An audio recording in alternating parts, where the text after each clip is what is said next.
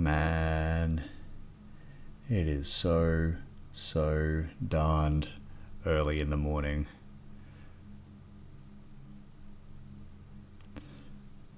Look at all of those cars on screen. Now, this is usually worth getting up early for, so let's see if this year is the same. And it looks like we're live. Hello, how you doing? Welcome to Turn15 channel, round 10. It's already round 10, my goodness it is. Round 10 of the F1 World Championship in 2025, about to start. We're about 7 minutes away from the formation lap of the Canadian Grand Prix. Circuit Gilles Villeneuve, iconic location for the Grand Prix. I gotta tell you, it is anus o'clock today, so let's hope this race is worth getting up for. It usually is. Canada is generally a good race. It was probably the race of the season, for me at least, last year. It was very exciting. A lot of weather, a lot of rain influencing that. Fantastic race. Looks like a nice and sunny day today, so unless we're about to get some wild shit starting, I think it's going to be a dry race. But it still looks like a fun race because we've got a fun grid. And a little bit of the form book has switched up today. McLaren doesn't look as quick. In fact, Oscar Piastri has said after practice and after qualifying that he doesn't see McLaren winning today. It's just not suiting them. It's not suiting their tyres. This track just isn't quite theirs. That said, one of them might probably well win, but we will see. Right now, George Russell starts from pole.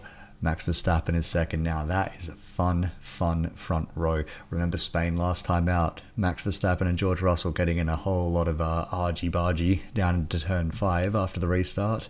Max has been copping a lot of grief for his, how shall we put it, ram raid on George Russell late in that race. Earned himself a few more penalty points for that. Earned himself a 10-second penalty as well, which is, I thought, honestly quite lenient. I thought maybe at least a stop go, but either way, dropped him down to 10th place. He only got 1 point out of Spain, and George Russell has the upper hand because Max Verstappen is now 1 penalty point away from a race ban, which is unbelievable actually. If we remember last year at the end of the season, he was really starting to pull off a whole lot of weird, wacky moves, especially on Lando Norris, was Max Verstappen, and that's where he earned the bulk of those penalty points. So, played with danger back then, which I thought was probably unnecessary because he was well ahead in the championship. Lando was never really going to win it. It's a bit like watching Seb struggling to beat Hamilton at the end of the season in 2017, 2018, when the whole team and the driver especially were imploding. It's a bit like watching Seb v Hamilton when he went into the side of George Russell as well. I remember Azerbaijan in 17. In 2017, Seb doing the same thing. So I'm pretty sure that was a 10-second stop-go penalty as well. Either way, Russell, Verstappen, 1 and 2 heading into turn 1 should be a lot of fun. Piastri in 3rd, Antonelli 4th, Hamilton in 5th. So decent qualifying out of Hamilton today, or yesterday rather, although he's not all that upbeat on his form. He says that not much has changed, so we'll see what Lewis can do. 6th is Alonso, amazing effort.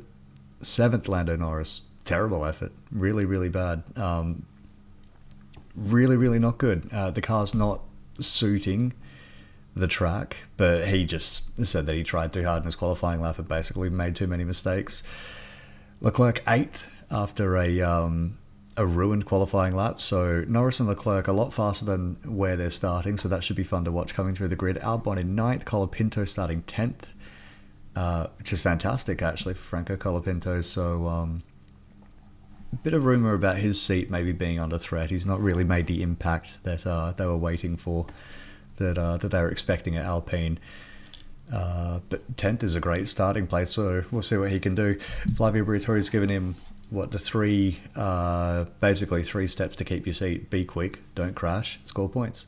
And, well, he's not quite done any of those yet, but here we go. This could be a turning point. Hulkenberg starting 11th. Always dependable Hulkenberg, it seems, this time. 11th. Good points last time out as well. Almost did a stealth job. I didn't even really pay attention to him as he was making his way up the grid. making his way up the field rather. So amazing by Hulkenberg last time out. We'll see what he can do from 11th. Hadjar in 12th after a little bit of a grid drop. Behrman 13th, Ocon 14th, Bortoletto 15th, and Sainz 16th on the grid after getting his qualifying basically completely fucked by Isaac Hadjar. So, which is how Hadjar earned a bit of his grid drop. So a real shame for Sainz, a shame for Williams because they look a lot quicker than 16th on the grid. Stroll 17th, back from his injury. Tsunoda in 18th after a 10-place grid drop. Lawson and Gasly both starting from the pits. Now, we were just seeing before Colapinto's having his brakes fitted, or brakes changed and refitted on the grid, so we'll keep an eye on that. Gasly was taken, I think he qualified last, elevated to I think 19th after Tsunoda's grid drop, but Alpine have pulled him out. Just setup changes basically is what that means. They're going to see if they can salvage anything from today. Lawson as well starting from the pits. So Tsunoda, not great. Still not great from Yuki Tsunoda. 10th on the 10th I think it was in qualifying. 10th or 11th, I forget which. I think he was 11th actually in qualifying, but yeah, grid drop for what was that, for passing Piastri under red flags in P3. Now, I kind of see his point. Yuki was very animated about that. He didn't really agree with the penalty. I kind of get where he's coming from. He doesn't want to sit behind an ailing car, especially one that might start throwing debris his way. I get that. I think Tsunoda maybe was looking for a little bit of excuse to try to get away with that one, but I mean, I see his point. Maybe that's a rule that maybe needs a bit of rethinking for the future. So we'll see what the FIA might want to do in the future about that. Maybe they never revise it. Maybe it comes up again in the future. Now, only about a minute away from the formation lap getting underway. So any news in the week? There was a bit of news in the week, actually. First of all, I guess the most important news, congratulations to Ferrari for winning Le Mans, and Robert Kubica as well for winning Le Mans. Amazing. I think one of the real lost talents in Formula One history over the last 15 years. He looked fantastic. I mean, hey, we're in Canada, the scene of his only win, which I can barely believe it was his only win. He was really, really... I mean, he was one driver, I think, where the stats do lie. Robert Kubica was much better than one win and one pole in his life. He was absolutely phenomenal. A real fantastic looking racer, and it just didn't. Well, it didn't quite happen for him because he ended up eating a lot of shit with his arm. So amazing to actually return. Looks like live timing's also eating shit as well, so that's always nice to see. Amazing to see Robert Kubica return to the grid whatsoever a few years ago, but, you know, there's only so much you could ever do coming back from having your arm nearly severed. So, yeah, a real shame. A real shame what happened to Kubica, but, you know, fantastic. He's also the the WRC2 champion and a Le Mans winner, so, you know, it's funny how life can work sometimes. Now, where are we? About here. That looks pretty much spot on. Lovely. Trust me, it's very early in the morning. Either way, so Kubica, congratulations for winning Le Mans and his teammates. And congratulations to Ferrari. What is this? A Digital Bees ad of the F1 movie. I'd tell you, that F1 movie, the shots, I mean, you can see them there on the screen. The shots themselves look amazing. But as far as like the actual film part of it, the dialogue and stuff that I've heard in the previews, well, you know, it all seems a little bit driven to me. Fred Vasseur is also walking on eggshells, it seems, at Ferrari. A lot of rumours over the last couple of weeks that Christian Horner was approached by Ferrari to maybe run that team in the future. Fred's time might be up. A lot of rumours coming out of the Italian media saying that he is done. He's basically a dead man walking. So We'll see about that. I'll see about that. It's a different atmosphere at Ferrari that he's brought in, that he's ushered in this era.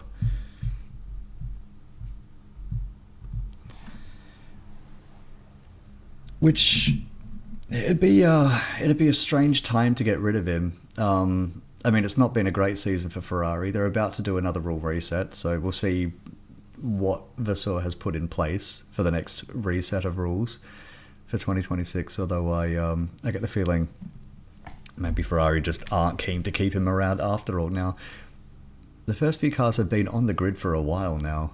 They're lined up. That's Gasly and Lawson heading into the pits to do the pit lane start.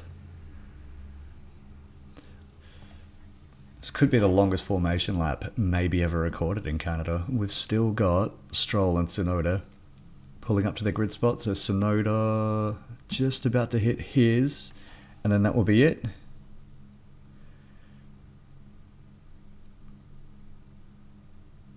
Here we go, 3 stars, 5 lights rather. And we're out, here we go. So, Russell, decent start. Max, decent start. Piastri, decent start.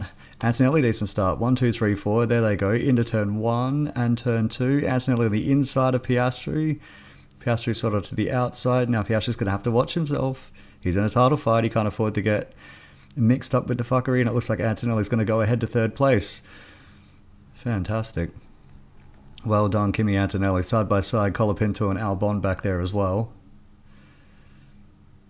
Oh, big slide for Verstappen coming out of, what's that, turn 6, turn 7.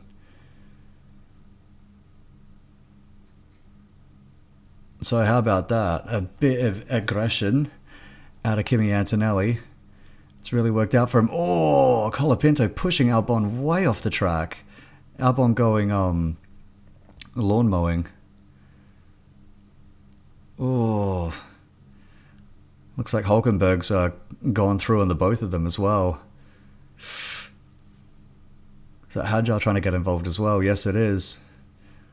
Fucking big mess back there. So Albon, Colapinto, well, you know, Franco's not here to make friends. He definitely wouldn't have made any then. Yeah, Albon has lost out big time there. So what is he now? Down to 12th place. Oh, goodness me. So Russell, Verstappen, Antonelli, Piastri, Hamilton. That's your top 5 after the first lap. Alonso, then Norris and Leclerc. So Norris and Leclerc, it hasn't worked out for them. It's not a long run to do into turn 1, and it's very tight into turn 1 as well. So it's generally it's hard to make up positions off the start here unless you have a rocket of a launch.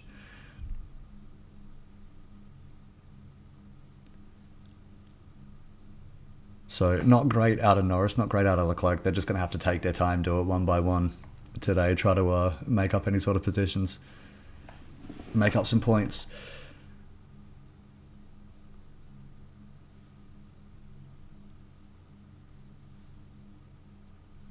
Now Verstappen, Antonelli, both of them keeping in DRS range. Piastri dropped 1.5 seconds behind, so he's really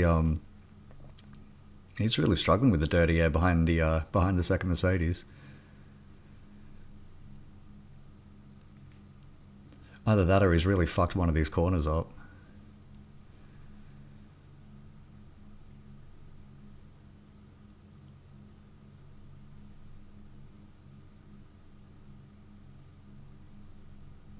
So graining really is the word of the day.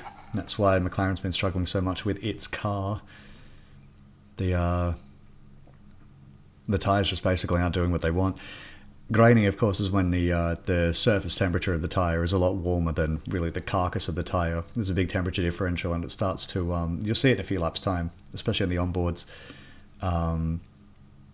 You'll get sort of like a strip on a slick tyre like that. You'll get a strip of rubber build-up that just kind of sticks to the tyre, and it really messes with the grip that they've got available. That's basically been McLaren's Achilles heel so far during the running of practice, is that they're suffering a lot with that,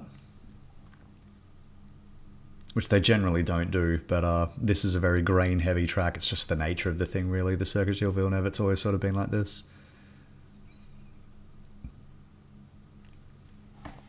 Actually, one bit of news what came out in the last couple of weeks in Spain is the new calendar for next year. The Formula One 2026 season has been announced, and Imola is gone. The Madrid is in. Turns out Barcelona does have at least one more season left on the F1 calendar. It's Max Verstappen keeping close with George here. 0.7, 0.69 behind.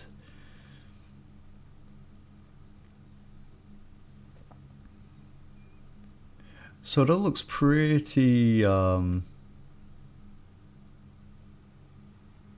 pretty well behaved so far. Pretty well behaved either way. The new F1 calendar's come out.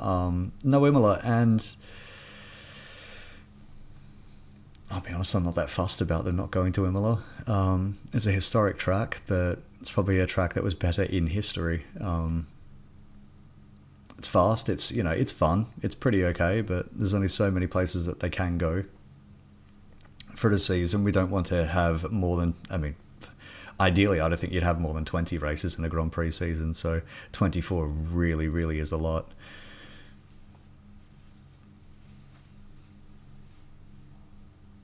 That said, I think I'd rather have Imola over that god-awful Madrid that they've been trying to spruik. Now, George Russell is only 0.4 ahead of Verstappen here. That Mercedes just isn't really flexing its pace like I thought that it might today. Antonelli has dropped back.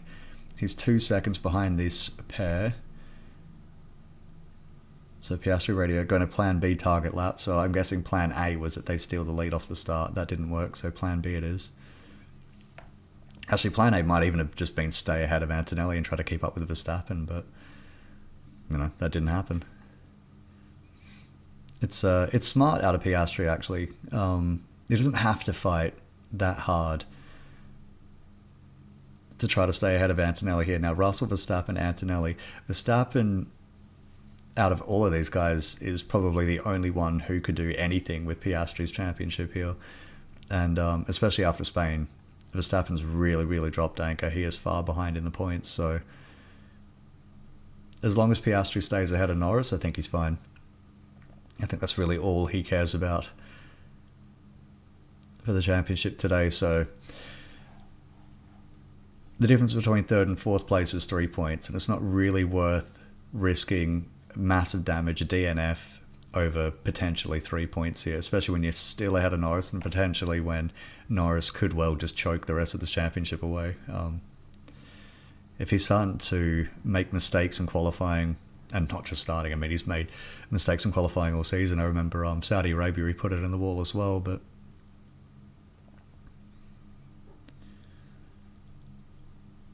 as long as he's ahead of Norris, it looks fine. And Norris really is struggling here. He's 1.7 seconds behind Fernando Alonso in 7th, so not great for Lando. Really not great. He's going to have to do something. I don't know what the fuck he's going to do, but he's really going to have to do something. He needs to do a proper reset on his championship. He's got the car. He's absolutely still in a position to win the championship. He really is. Even after today, even if they finish as they are, he can still win the championship. He just needs to get it together. It hasn't really gone right for him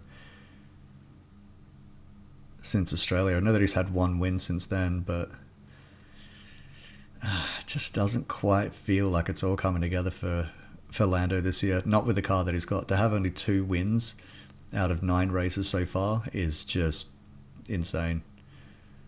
And it's definitely not championship material.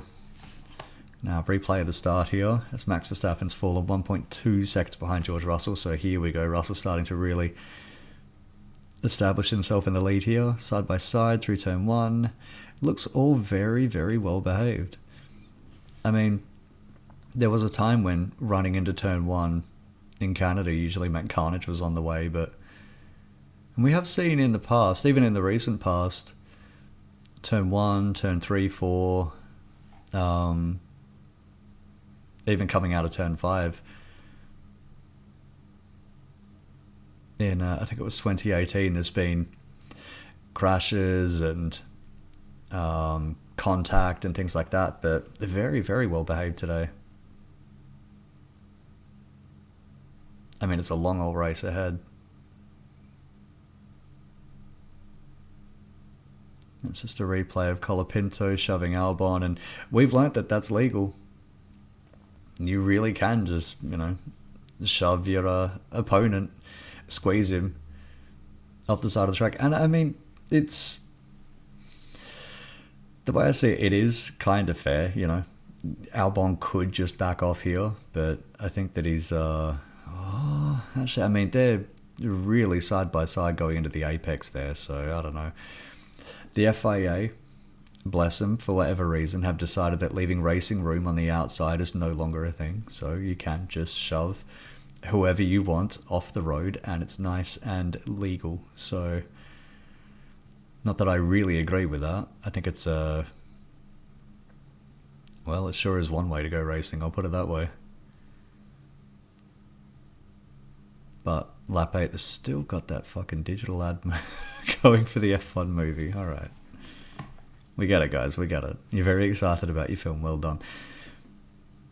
I will say, though, about that film, it's like a poster back here. Where is it? Bam. Of the original of that film called Grand Prix, where they, like this film, they filmed it in conjunction with the F1 season in 1966. They would film, during the races, they would use race footage, and then they would film after the races, close-ups and things like that.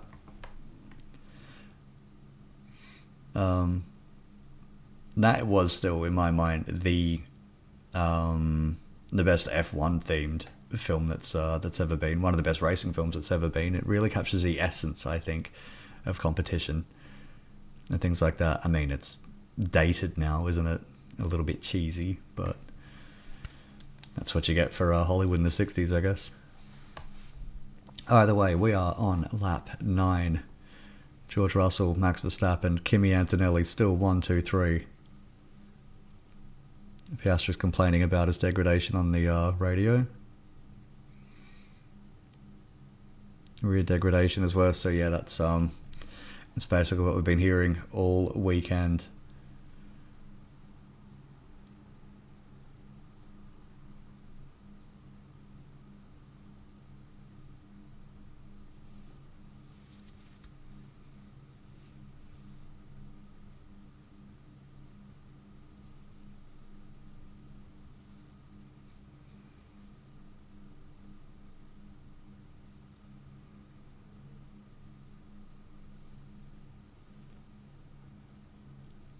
So, George Russell really starting to leave Max Verstappen behind now. And it's all very follow the leader so far. So, what else has been going on? Derek Warwick. Does anybody care about him? Old racer. Got, I think, 4 podiums in his career. Sometime Stewart made did a interview, an unauthorized interview, well, an unauthorized media comments, as the FIA is saying it. He's been suspended from his stewarding duties, where he was supposed to be this weekend in Canada.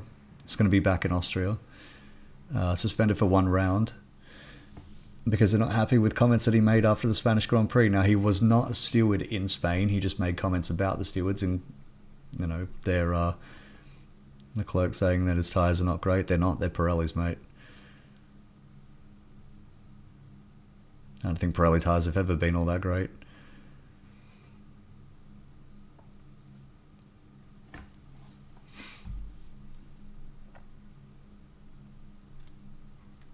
Either way, Derek Warwick suspended. It's a bit of a bit of nothing, that really. He has his opinions on the race, and he made them, and he had nothing to do with the stewarding in Spain, but the FIA didn't like that he's doing media comments about the steward decisions, even though he said that he agreed with them, so they've decided to sit him out. Verstappen, thoughts on tyres, please, Max? Not good, very fragile. Yeah.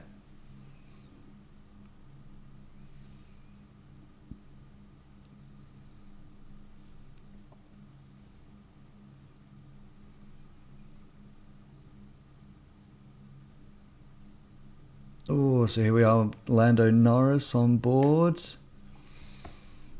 And he's about to get by Fernando Alonso, and there he goes.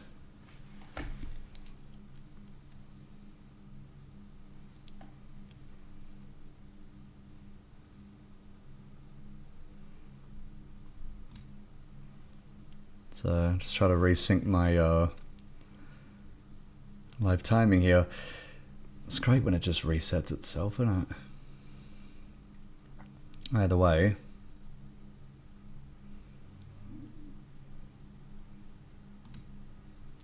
the important thing is we are on lap 12 now. Russell, Verstappen, Antonelli, Piastri, Hamilton, Norris. So Hamilton, Norris is the next battle really to watch here. Norris is on the move, so at least he's got that. Leclerc 2.2 seconds now behind Fernando Alonso. Fucking hell, Charles, get it together, mate. Been a bit of I mean, this is what happens at this track really. When you qualify near the back, you're doomed to suffer really. From then on out, looks like Kimi Antonelli's really starting to move up on the back of Max Verstappen as well.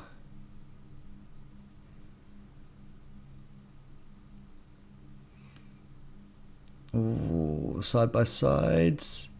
Verstappen's off. Verstappen's into the pits. Well, he's had enough of those tyres and he's going for it.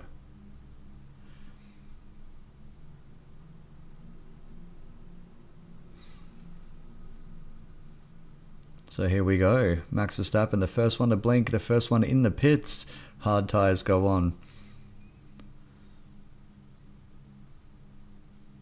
Now, is it going to be a one-stop race for Max Verstappen?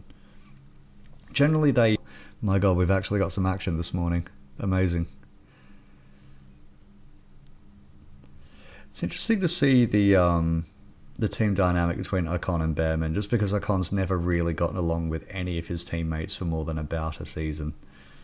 Had a big falling out with Checo back in the day, had a big falling out with Fernando Alonso.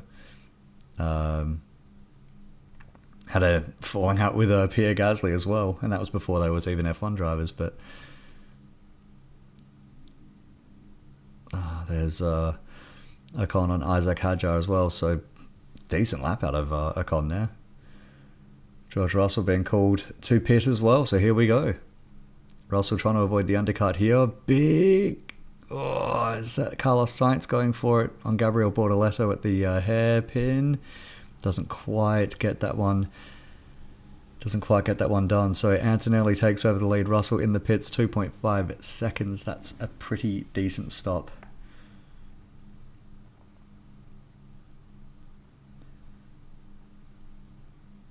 Now, is Russell going to clear that Sauber of Nico Hülkenberg? It looks like he will, so that's good for him.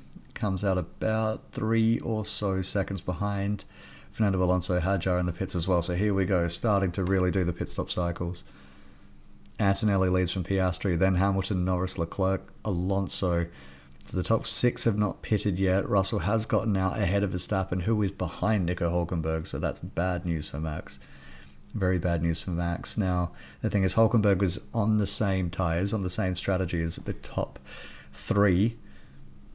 Norris and Leclerc look like they're going to be going long, and he's on the same tyre strategy as Fernando Alonso as well. So ideally, all of them, if you're Max Verstappen, ideally all of them are going to duck into the pits sooner than later. Shouldn't be held up too much. The thing is, he's already missed jumping George Russell. So now the thing is, Antonelli is in the pits now.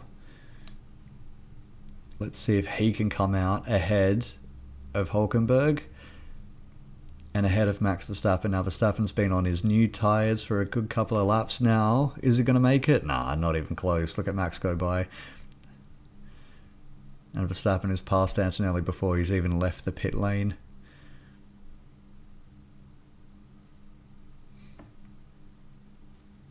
Colapinto ducked into the pits as well, so it's very much as you were then. Now Piastri, Hamilton, Norris have all... Or rather, Piastri and Hamilton, 1 and 2, both on the medium tyres. So Norris, Leclerc are a little bit of the oddballs here. I don't just mean personality-wise. I mean strategy-wise. They're running something a little bit different from everyone else here.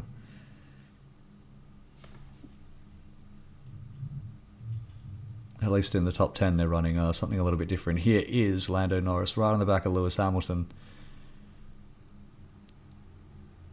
Hamilton being told to box, so he's not going to fight this one very hard.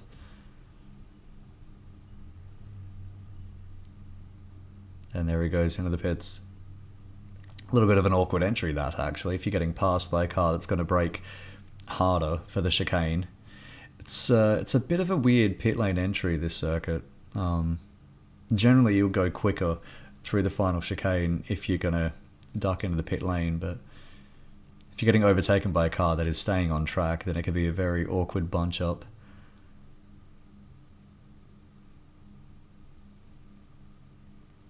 Hamilton out of the pits. Oh, is he going to... I mean, he's behind the Haas of Ocon, but he's generally stayed ahead of all of this traffic, so good news for Lewis there. That, I think that really could fuck his race if he got caught up in that. And Piastri, if he were to pit now, I would say he would be in front comfortably of all of this, but he's going to have to pit now before everybody starts to undercut him.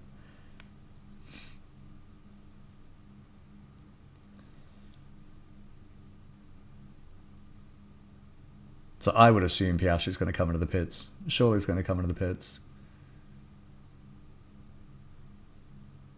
And he pits. Replay of Max Verstappen going by Hülkenberg there.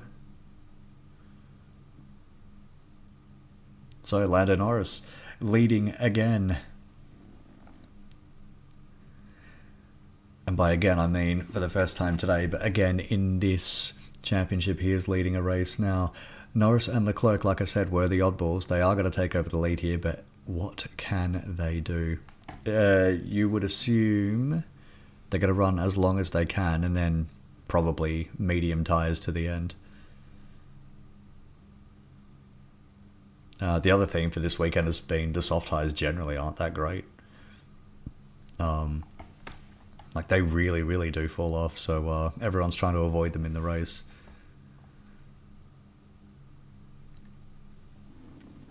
Actually, I do wonder if that rule, what's this, Antonelli on the Sauber?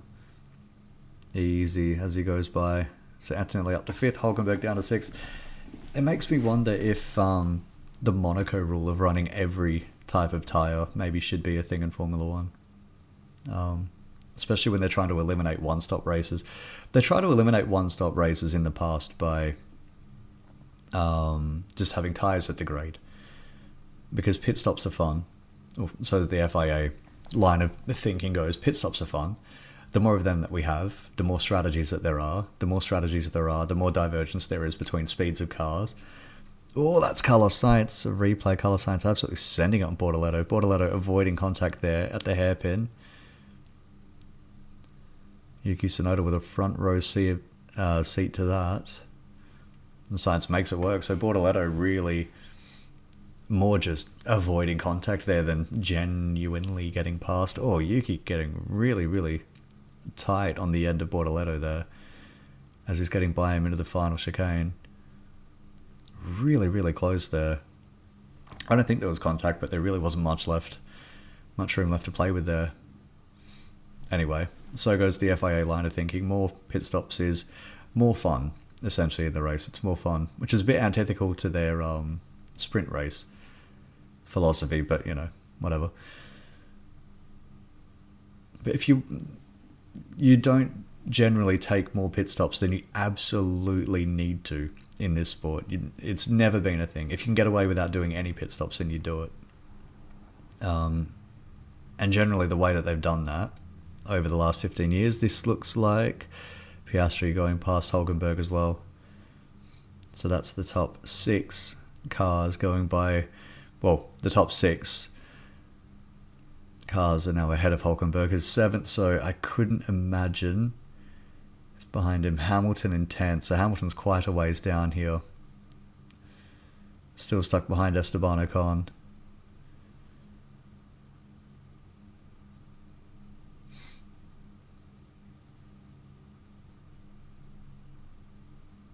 Oh, what has happened to Fernando Alonso actually? He's come out the pits in 17th.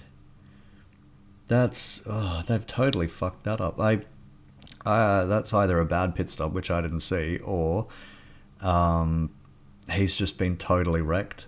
They've let him. They've misjudged how much traffic he would come out behind. Oh dear. So how Alonso was running behind Hamilton on the track. He's now behind Hamilton, Sainz, Tsunoda, Bortoleto, Stroll, Lawson, Gasly. All 6 of those cars, plus Hamilton. Sainz, Tsunoda, Bortoleto, Stroll, Lawson, all of them running the hard tyres. So all of them he's going to have to likely get by, rather than they just pitting ahead of him. So not great for the Aston Martin. That's Hamilton, side by side with Albon. So Albon's actually having a look at Lewis there, rather than Lewis moving past Ocon ahead of him. Looks like it might be another... Oh, Sainz going by Albon as well. So it looks like it might be another bit of struggle. Another struggle session for Lewis Hamilton today. Albon 19 laps on his medium tyres, so the only one still running the mediums in the race. Definitely gone the longest on his medium tyres. I'm not sure what the Williams strategy is here, but let's see it play out. Now, what was I saying? FIA, yes. Generally, the more pit stops you have, the more strategy you have, but you wouldn't take a pit stop that you absolutely do not need to take, and what that means is, we've seen it over the years, these guys will just nurse their tyres to the end. I really don't know why you don't listen to me. It really annoys me how Bon on the radio. Bit of shade. So he doesn't like his strategy either. And like I was just saying, I'm not sure what I see in it. It's Hamilton finally getting past Ocon. So Lewis on the move. He's got a lot of work to do from here now, though. 9.5 seconds now. Piastri has over Hamilton here, so it's basically fucked his race. So you'd nurse your tyres.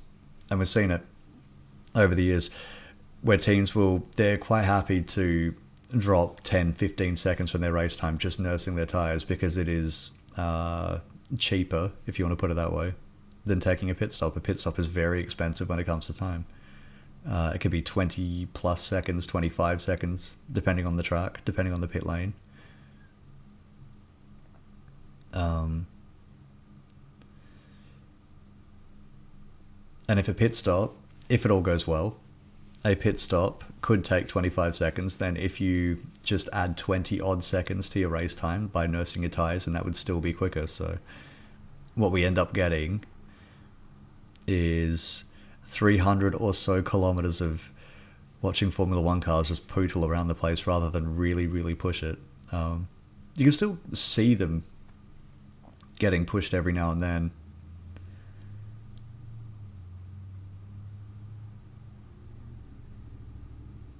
Every now and then in the race you'll see them getting pushed, but it's really not that often. And Pirelli, well, the FIA's solution to try to force more pit stops is just to make the Pirellis degrade harder and harder. But then you get a position where, what is this, Yuki going by Albon on the replay. So Yuki started to make some moves. I don't know what the fuck they're doing with Albon then. He's absolutely sinking. Just put the anchors out.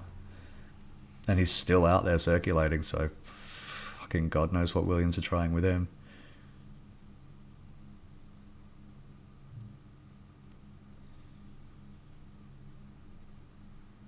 I mean, unless Williams are convinced that everybody is going to do a 2-stop, and they're trying to keep Albon out on a 1-stop, but he's so far behind now. Yeah, I don't see it.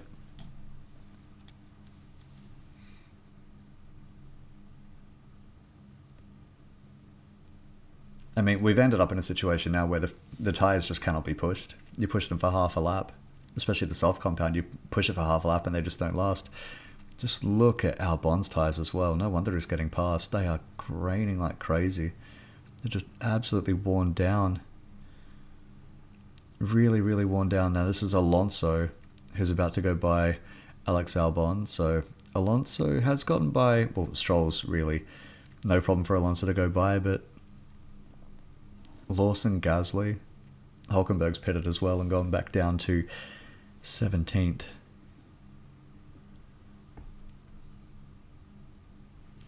So it's a bit of the pit stop martini going on, a little bit of a shake-up.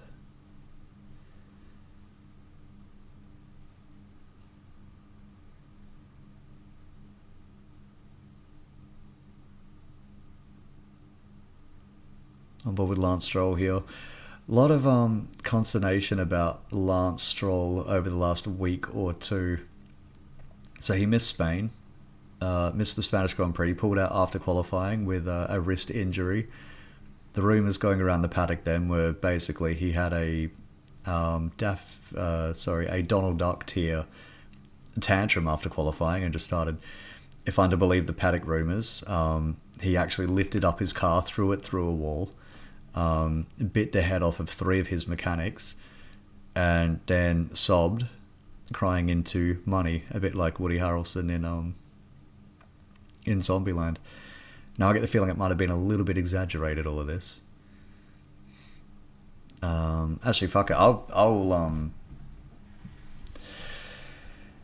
seen a lot of reaction about Lance Stroll that I think is well over the top. So Leclerc being told Plan B. Seen a lot of reaction about Lance Stroll that I think's been well over the top. So Leclerc and Ferrari disagreeing on their on the strategy here. Leclerc insisting on Plan C, so we'll see if Ferrari let him have his way.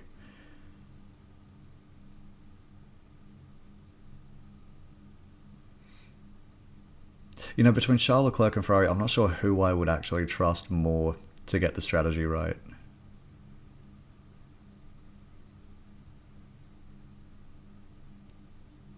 I mean, Leclerc, I don't think he's never really struck me as having that sort of Alonso brain where he's able to figure out strategies of cars all around him while he's doing his own race as well.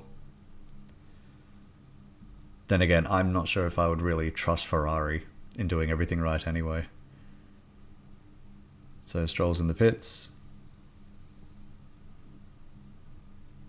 That's a slow stop. That's a very slow stop. No, it's 2.6. Just looked like a slow stop. How about that? It's an average stop. It looks like my live timing's gone down again. Well done, F1. Great stuff. Great stuff. Great stuff.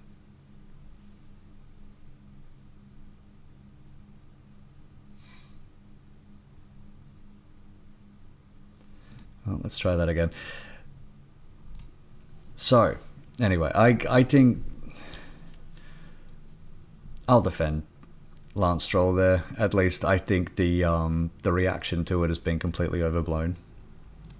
If it was that his wrist was absolutely fucked, then, you know, there's not much helping that. There was the rumour that he'd basically done it to himself. Maybe he'd smashed a door or something a little too hard and blew his wrist out. If that's true, then whoops. His story is that he's been nursing this injury and it's just gotten worse and worse over the last few weeks. He's been nursing it really since his recovery was rushed, to say the least, at the start of 2023. I mean, that could well be true, honestly. I think only he knows the answer to that. If he says that's what it is, then I guess that's what it is, isn't it? George Russell getting by Charles Leclerc here.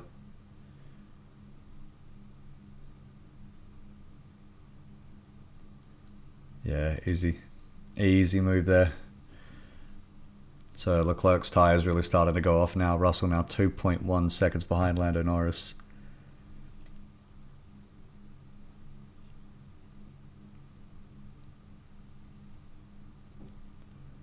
So yeah, George Russell really on the move here. Yeah, you could just see the difference in grip there between George Russell and Charles Leclerc. Coming out of the hairpin, Leclerc just got nothing left on those tyres. Absolutely nothing left. Albon, as well as being put out of his misery. Now he's dead last in 20th, so he's behind Stroll, and he's got one lap more on his tyres. So I don't know what the fuck that strategy was meant to do by Williams. Absolutely no idea.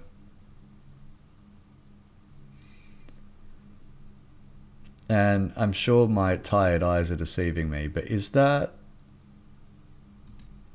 It's not a dead groundhog coming out of, what would that be? Turn 9, turn 10-ish, into the hairpin. I get the feeling that might actually be a little bit of roadkill there. Maybe it isn't, maybe it's just a chunk of gravel, who knows. That should be about back in sync. Lovely stuff. So lap 28 out of 70. We're getting close to halfway, actually. Norris, Russell, Leclerc, Verstappen, Antonelli, Piastri, Hamilton, Ocon, Sainz, Tsunoda, Alonso, top 11. Pit stop shuffle is still in full swing. Russell now 1.7 seconds behind Norris.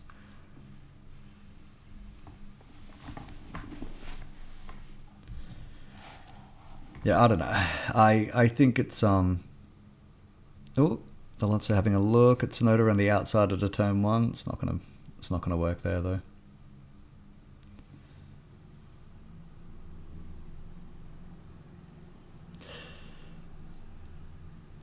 Seen a bit over the last couple of weeks. Lee McKenzie, Rachel Brooks, and both of them going off. Not melting down for sure, but having words, shall we say, on their social media, Instagram, Twitter, all of that, turning off comments and whatnot. I think it was Lee McKenzie who has had some sort of a medical procedure which has made her put on a little bit of weight. It happens, you know. In the adult real world, that's just what happens sometimes, you know. Steroids or whatever it might be. Leclerc, I don't understand this choice. I don't understand it either, mate, but, you know.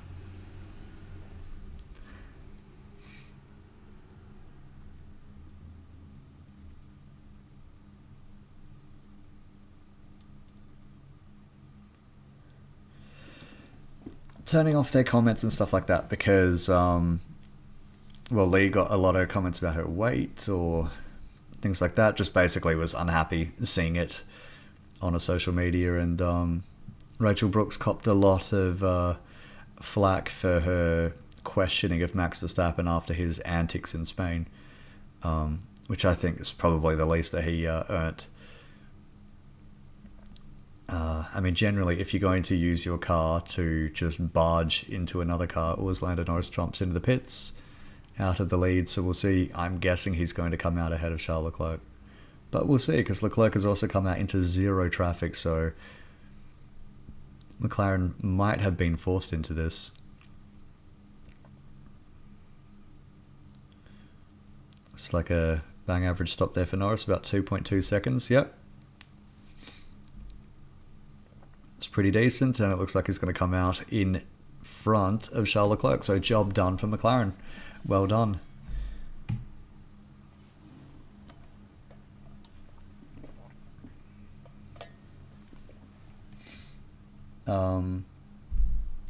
Now where I'm going with this social media shit is they've both had the same thing where it's basically, why send vitriol to somebody on the other side of it? Like, what's the point of that? I agree. I've seen a whole lot. I mean, Aston Martin, Lance himself, both announced that they're coming back, and all you see after that, all you see is just arsehole, retire, kill yourself, all of this sort of shit.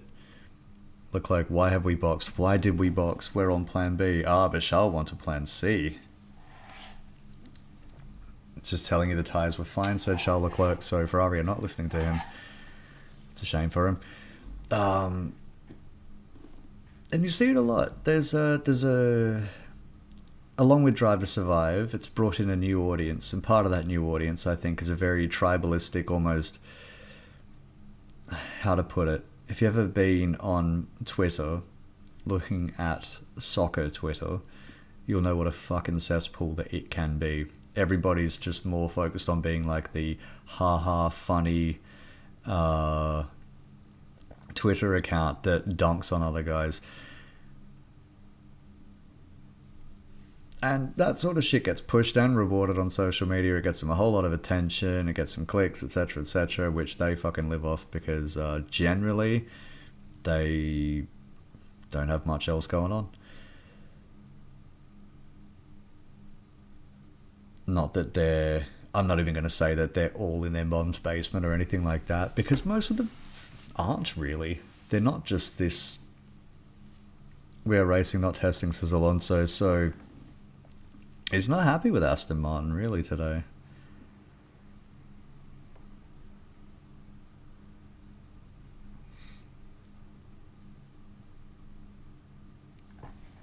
Yeah, Alonso's not really cut the happiest figure at Aston Martin lately.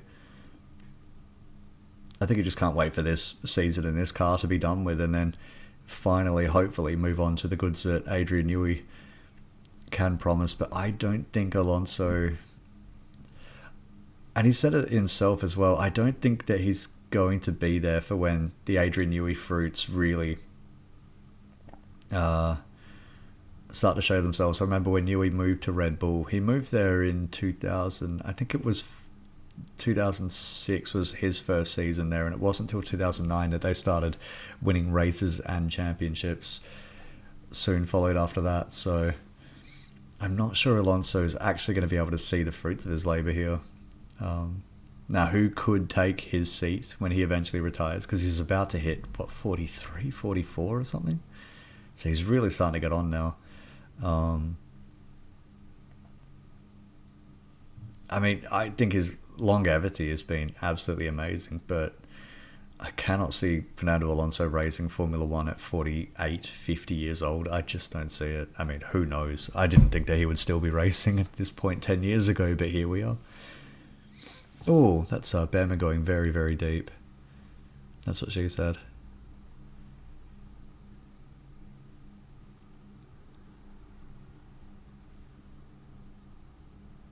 So James Vowell saying that they are trying to make a one-stop work for Albon, so they are convinced everyone's going to be making two stops.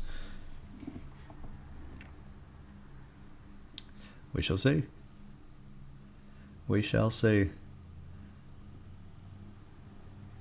Leclerc is really, he's definitely going to be making another stop because he's on the hard tyres again, isn't he? Lando Norris on the mediums, which means he doesn't have to stop again. The car is only about half of its weight in terms of fuel than it started with, which should be a lot kinder on the tyres for Lando Norris, but I think, can Lando make it, 36, 37 laps? Nearly 40 laps on a set of medium tyres, I'm not sure. I think they're both going to be pitting again.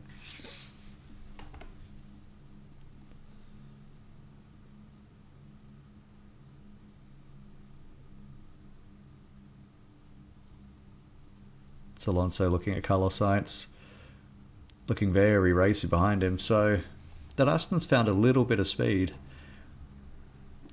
with the updates that it's been given over the last couple of races. And Alonso passed Carlos Sainz into the final corner and out.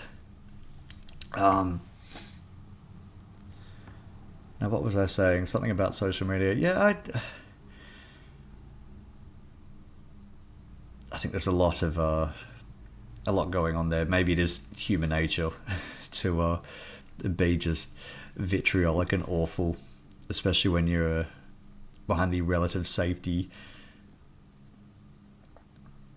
of a phone screen or a computer screen or something like that.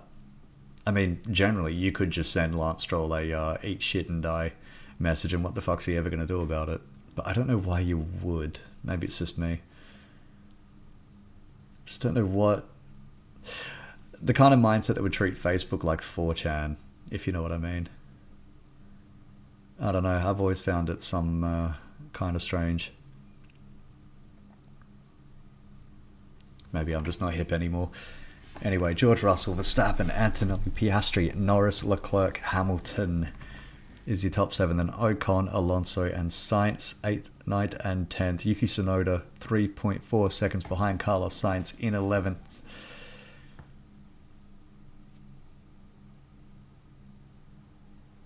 Albon's still nailed really to the back of the field now. Hulkenberg by Pierre Gasly. Alpine have been very quiet today, haven't they?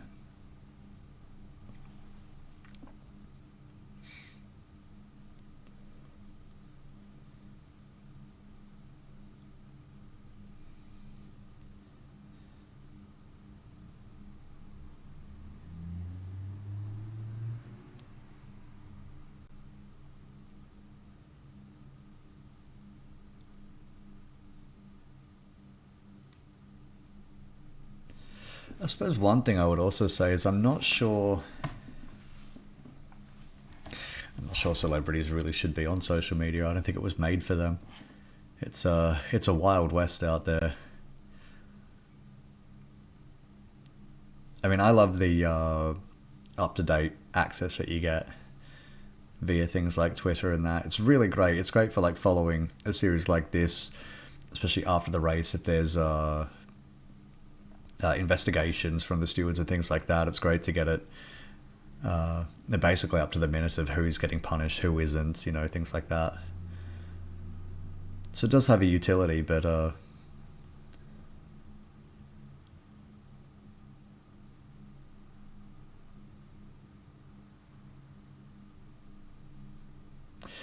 not sure where else to go with that really. I mean, that's social media for you, isn't it?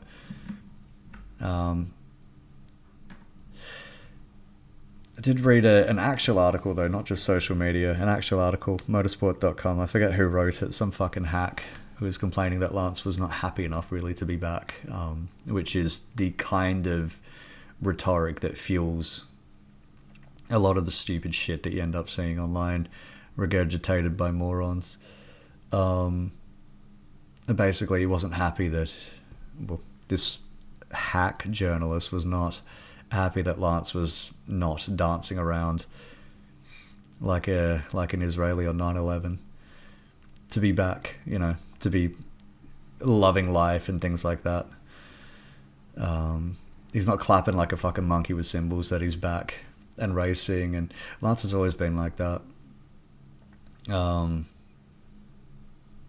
He's always been reserved and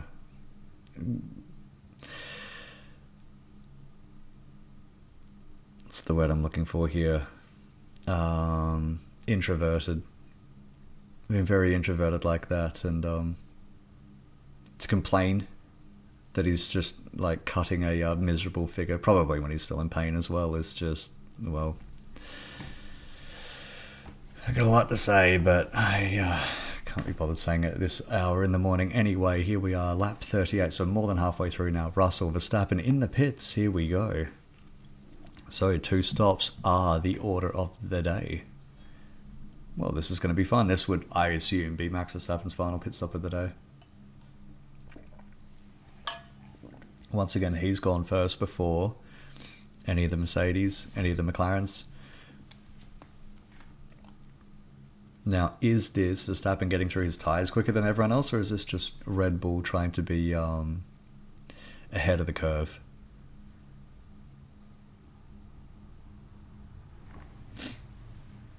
Let's see, Alonso passed Ocon as well.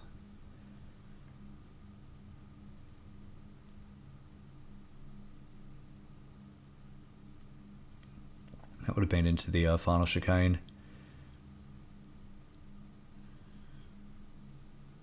So Ocon, who has not stopped yet in this race. Ocon, Sainz, Tsunoda.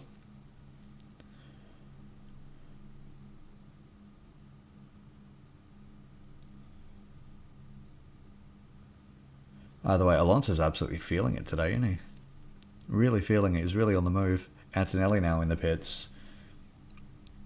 Now, he's just about 6 seconds behind Russell, so I couldn't imagine he's going to undercut or do anything here. Not George, at least. So this is definitely a reaction to Max Verstappen, who has come out in clear air, it's got to be said. So Verstappen probably is going to be staying ahead. Is it going to be a repeat of the last time? It's going to be very close, actually. It's going to be very, very, very close. Antonelli could be ahead. They're going to be about side by side. Oh, Max is just going to get him. Yeah, Max is just going to get him. Into turn 3 and 4. Well done, Max Verstappen.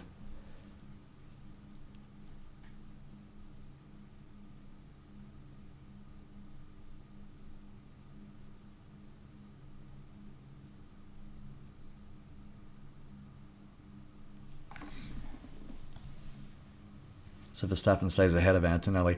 I could imagine that would be... Oh, the key question here, Oscar, is whether we can get to the end without graining the front left. So McLaren potentially trying to run this as a one-stop race. I couldn't imagine they'll do the same with Norris. I mean, they've already diverted their strategy, or diverged their strategies rather, so... Piastri to the end without stopping again, that'll be an interesting one. The thing is, Piastri's not really in a position to defend all that hard either. He's got a championship to think about.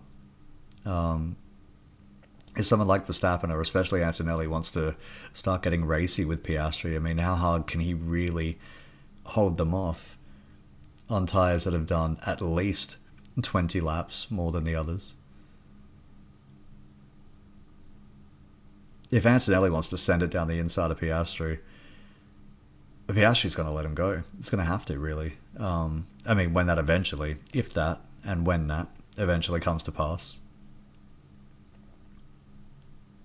It'll be just like the start. I mean, Piastri could have fought a little bit harder on the start with Antonelli, but is playing the long game. The long game means you arrive in December ahead in the championship to Abu Dhabi.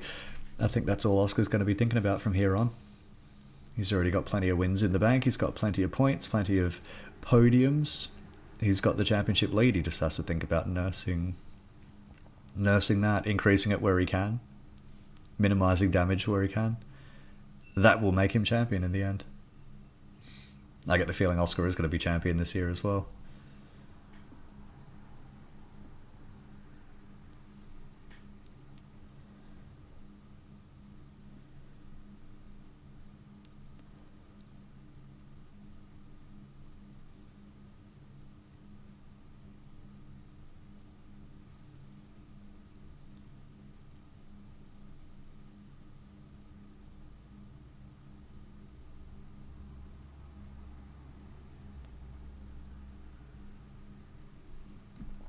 So that's Colapinto hold up right behind Bortoletto. Been a bit of paddock whispers about Colapinto's seat.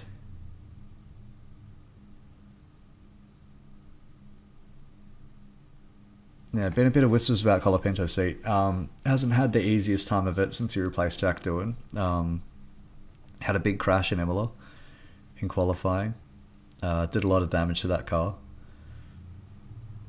Oh no, sorry, that was practice, wasn't it? Or was it quali? I can't remember. It's sorry lads, it's very, very, very early in the morning. My brain's still running in second gear. Either way, Colapinto's had crashes. He's yet to score a point. You know, it's really not been the easiest race, and Spain last time out was not also the easiest race, but I gotta say it's also not the best car to drive. I think Pierre Gasly scored points once this season in it. Pretty sure Alpine are 10th in the Constructors' Championship right now. Not great. Really, really, really not great out of that team. And that's a Haas almost going. That's Behrman almost going right into the back of the Racing Bulls. Just what I was talking about before. It's a very awkward final corner. Russell in the pits. Now where's Verstappen? Coming down the back straight. Oh, it's probably going to be a little bit closer than it needs to be. I'd say Russell's going to have this one sewn up. Oh, it's not really that close at all, is it? Yeah, George has absolutely nailed this. Yeah, absolutely nailed it. So George Russell, 3 seconds, or is it 2 seconds now? About 2 seconds, 4.5. George Russell is ahead of Max Verstappen, is what I'm saying. And if that's the final pit stops done for those two, well, it's all over, isn't it?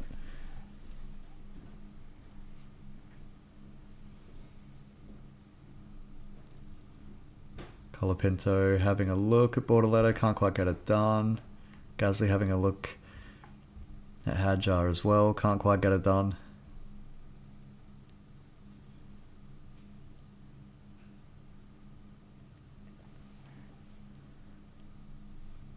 Now I think, I'm not sure if Colapinto is going to be able to score a point here. Let's face it, that Alpine is not quick at all, but I think the least that he could do is finish ahead of Gasly, especially considering that he started so far ahead of him. If he can finish ahead of Gasly, that's something to build on. What is this, a replay of... Oh, yeah, a replay of George Russell's pit stop. It didn't look like it was 100% slick. So, what is this? Oh, yeah, the rear left had a little bit of time going on, but it's fine. No harm, no foul, really. Got away with that one. 3.5 seconds ahead of Verstappen. I think George has got this one in the bag.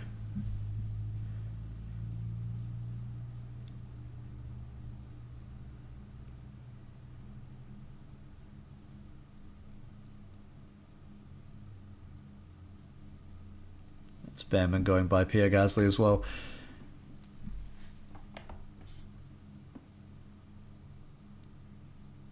It says a lot that pre-season... Oh, what's this Piastri radio? Car's getting harder to grade. Degradation, but not really grading. Now, is that because of the suspension setup difference between Piastri and Norris, I wonder? Or is that just there's not grading like they expected there to be?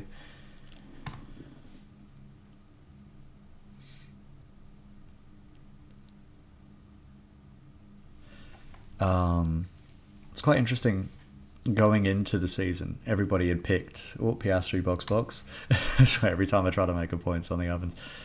Going into the season, everyone was expecting Colapinto to have that seat. That's Lance Stroll. Pierre Gasly going at it. Lance Stroll gets by Pierre Gasly. In the hairpin, Pierre's having a look at him, going into the final chicane down the back straight. Is he going to be able to get him back? Probably not. Squeeze to the outside.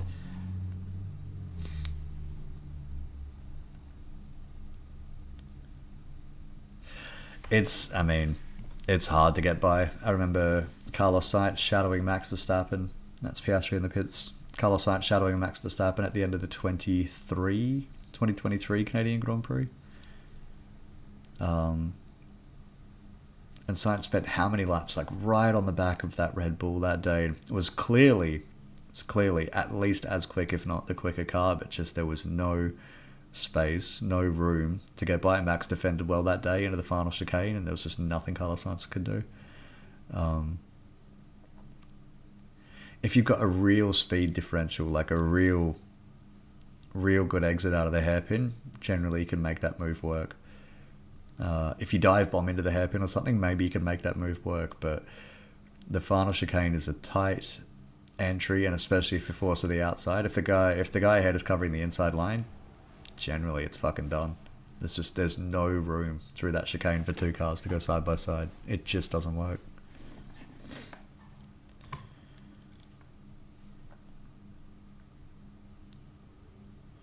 Just wondering how Hamilton ships so much time. It's because he's just come out of the pits as well. Alright, so Stroll, Gasly forcing another driver off track, noted. See, I don't think there's a big difference here Then the opening lap, when we had Albon getting forced off the track by, who was it, Hadjar, I think? As he's saying that's a penalty, he pushed me wide. I mean, ooh, a little bit of contact there. Yeah, I kind of see it. At the same time,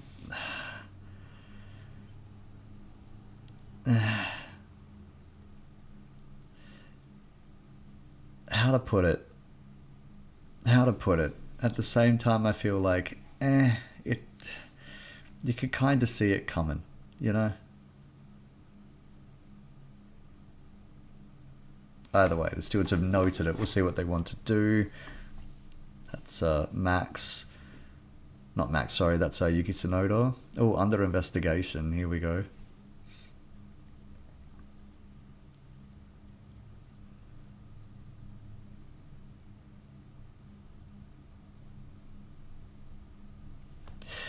I don't know. I don't... It feels like there's just a bit of inconsistency with what is and is not allowed when it comes to forcing another driver off the track nowadays. I'm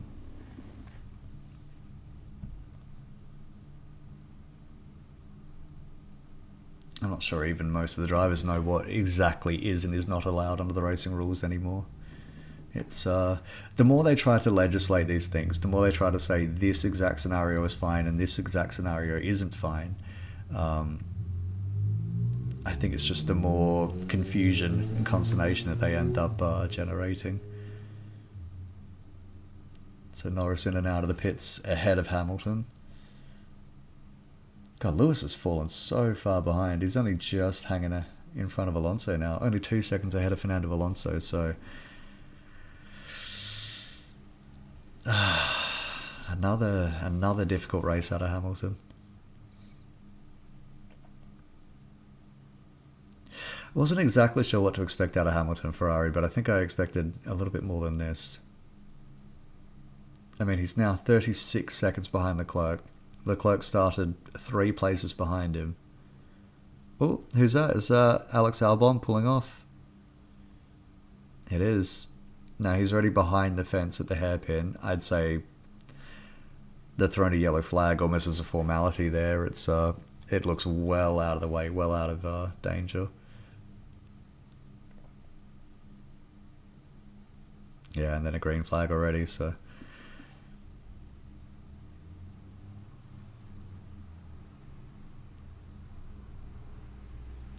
It's a shame for Albon. Now, he was... they were saying that he was having problems with the power unit earlier in the race, so I could only assume that it's that his engine's finally let go. Or something in the power unit has launched itself. Now, this is... Oh, Lance Stroll penalty after all, so... A 10-second time penalty for Lance Stroll. 10 seconds. So Lance has earned for that 10 seconds the same that Max Verstappen got for his ram raid antics on George Russell. This is what I mean by inconsistency. It just doesn't seem right. It just doesn't seem right.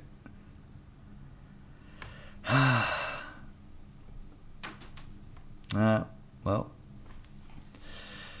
what can you do? I mean, I don't think Lance needed to force Pierre quite that far to the edge of the track. I think he could have held on anyway, but 10 seconds seems like a little bit much for that, doesn't it?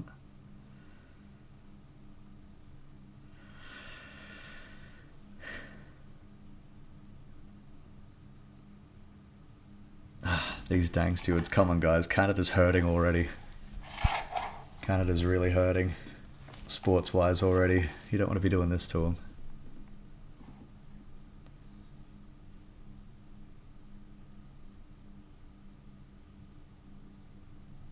So on board with Colapinto here as he's shadowing Bortoletto.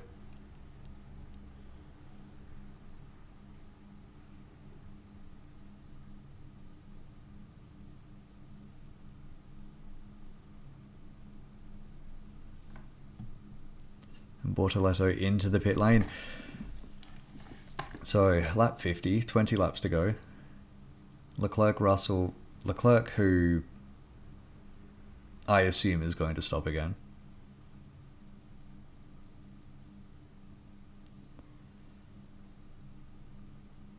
Although I wonder, if they keep Leclerc out for the rest of the race, what's Norris? 11.5 seconds.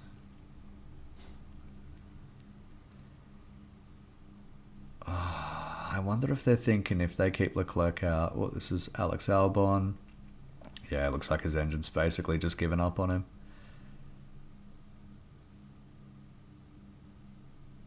Gave up on him through turn 5, and then he just pulled off at the hairpin.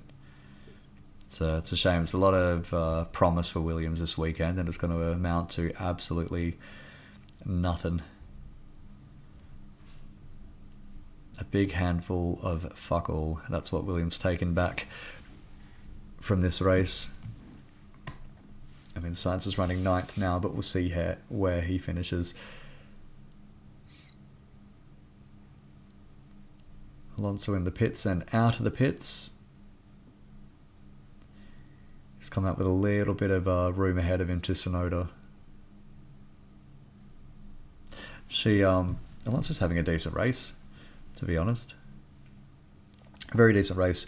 Who isn't having a decent race is Lewis Hamilton right now. I can see him on the timing screen so far back from everybody else.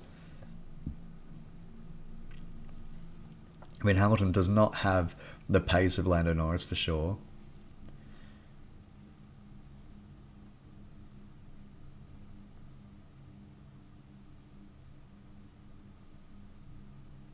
But he is 26 seconds now behind Norris, rather, who's running ahead of him, and that's just daylight, isn't it? Now, what is this, Leclerc? What are we waiting for to stop? We don't want to do too many laps on the medium, so yeah, they're just trying to... I don't get it, the medium for me is a good tyre. So, Leclerc and Ferrari once again in sync. Well done, lads.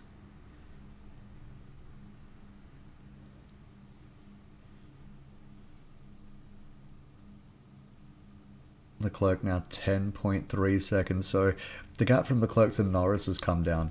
I'm just watching that gap because I'm thinking, Norris, Hamilton, Piastri aren't going to be stopping again. I get the feeling it's probably too much to ask. 17 laps to go, it's too much to ask that Leclerc can stay ahead of Norris if they don't pit him here. If they do pit him, he's going to come out behind Norris. So that's basically the game now. If you keep him ahead, he will drop a lot of time. But will he go down to 6th, or can he stay ahead? Because if Leclerc pits, there's no way he's getting by Norris or Piastri or anybody. Absolutely no fucking way is he going to do it. Not unless he's really got something special up his sleeve. 9.6 seconds. Oh, I don't think he's going to make it. The thing is, Russell is being held behind Leclerc. He's about 1.3, 1.4, and he's been there for a while. I'm assuming that George is just looking after his tyres here, and no, Leclerc's going to pit anyway, so that's that little bit of intrigue down. Oh, look at Piastri, you're up behind Antonelli as well. Maybe Oscar does want a podium after all.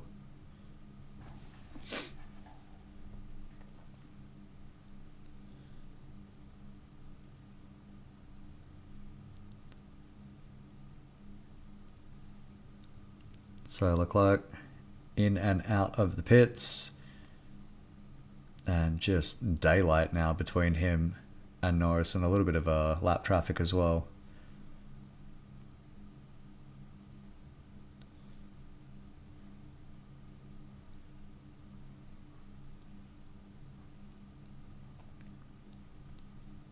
So here we go, 16 laps to the end. Russell, Verstappen, Antonelli, Piastri, Norris, Leclerc.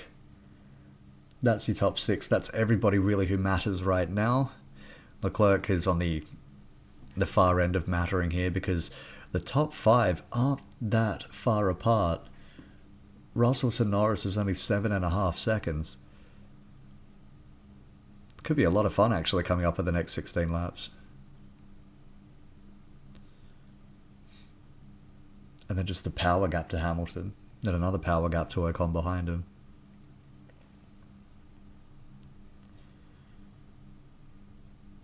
Now, Ocon, Sainz and Tsunoda have not pitted yet.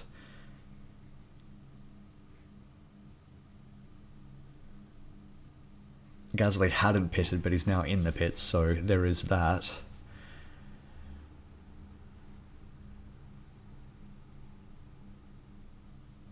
See, they've gone so deep into the race now. I wonder if they're hanging out for a safety car, maybe.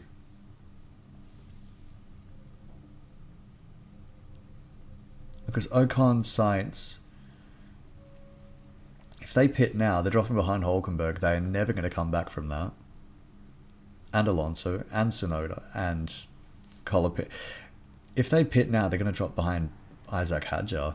And they're not going to be able to recover any points from there. So I wonder if they're just going to keep them out, to pray for a safety car, and then if that doesn't work, maybe the final couple of laps, then do a pit stop there.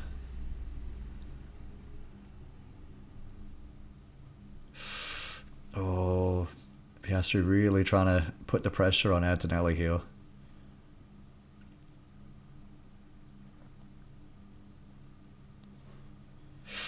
Oh, having a look into turn one, not going to be able to do it. I think Antonelli knows. Piastri has a bigger fish to fry this year. Lawson box to retire the car. So, another race, another bit of garbage for Liam Lawson here. He's not having a great season, is he?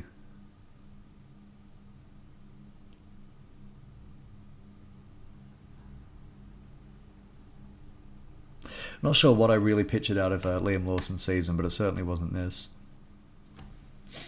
I didn't think that he'd get dropped from Red Bull that quickly, at least. Not at all.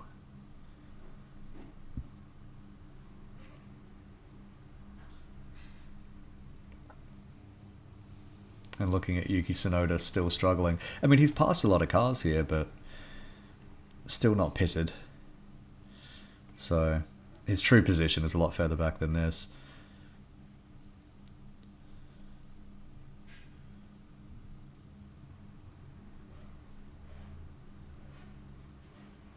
So Bam and Hadjar reviewed, no further investigation.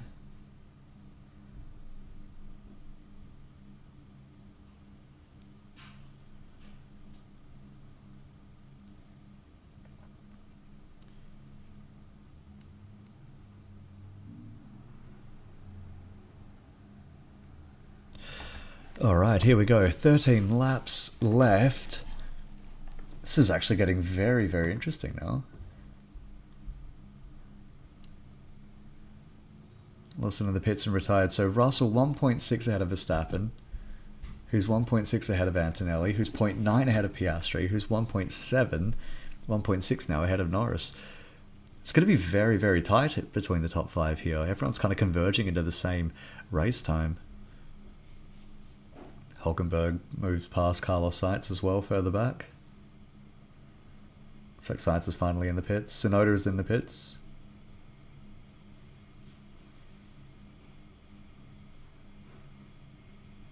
No, Sainz is not in the pits, so I think Williams are just hoping and praying for a safety car here. Tsunoda is in the pits, so they're going to do some kind of damage limitation here.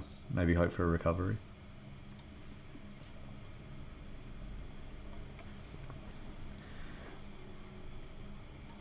Tsunoda's going to come out ahead of Bortoletto, so there's really nothing going for Yuki now.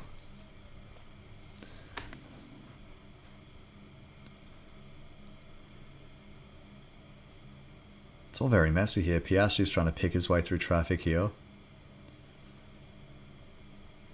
Here's that Behrman right in the middle of everything. Colapinto ahead of him as well, so Antonelli's keeping a bit of lap traffic between himself and Piastri. That could be crucial to getting a podium today or not.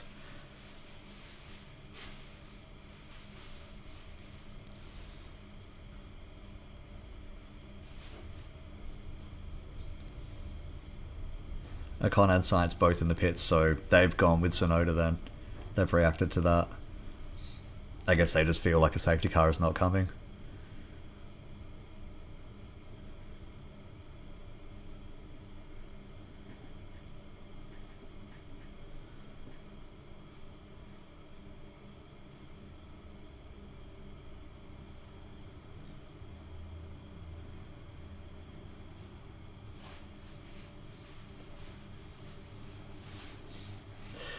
Can't help but wonder what Leclerc maybe could have achieved if he hadn't pitted today. I mean, this leading group are so close together now. Everyone's kind of converging up behind Russell. I can imagine probably they would have all been able to get by, but I mean, the Ferrari didn't even try it. Not sure about that. Really not sure.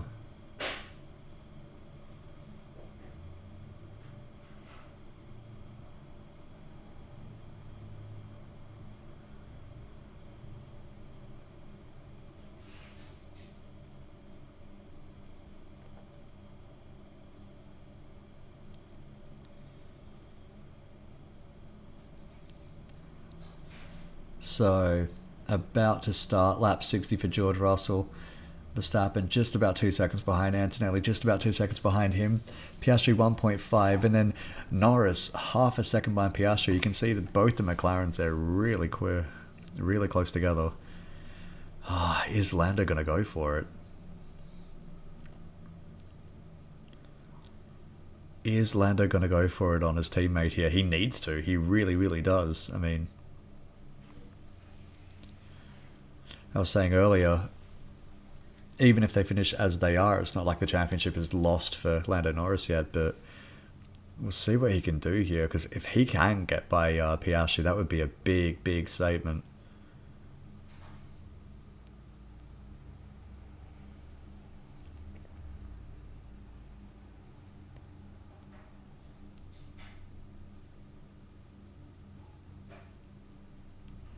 A few nervous paces up in the Red Bull pits there.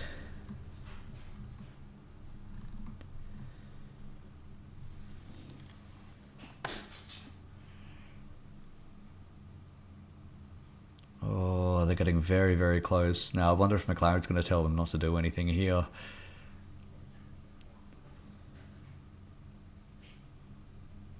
The thing is, McLaren is so far ahead of the team's championship right now, and I can only see them staying there. I think if neither McLaren finishes on the podium today, it's not because the car is being caught or anything, it's just the nature of the track. It's not really suited their car, not as much as it has Mercedes or specifically Max Verstappen. Lando, if there's a safety car, we would have a free stop. Would you take it for a soft? Yep. That's if there is a safety car, though.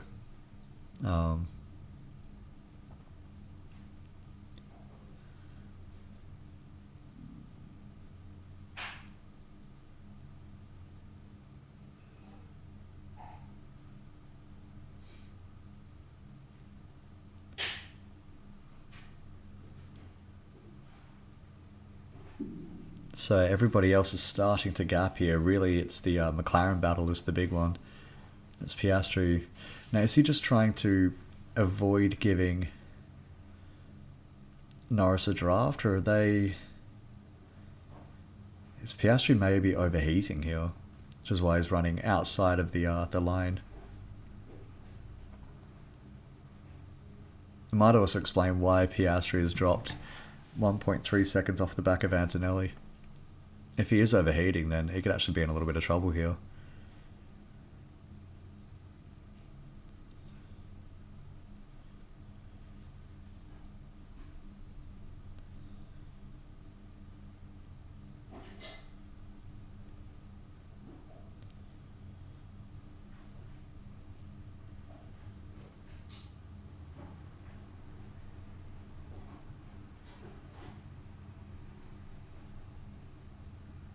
This is mesmerizing. It's a whole lot of fun. I get the feeling, right, so Russell, Verstappen... Oh, Norris is getting really, really close to Piastri here.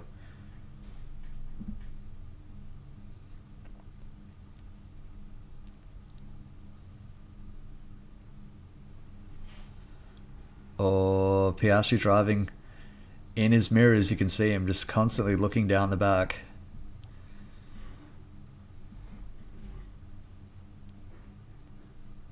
Norris with the DRS, making himself known. 0.3 seconds. Oh. We'll see what they got here. Lando definitely looks quicker. Definitely looks quicker than Piastri. The tyre offset isn't that big either. It's only 2 laps between them, both running the same compounds, running different suspensions this week. Piastri chose to stay with the old spec suspension, Norris with the new.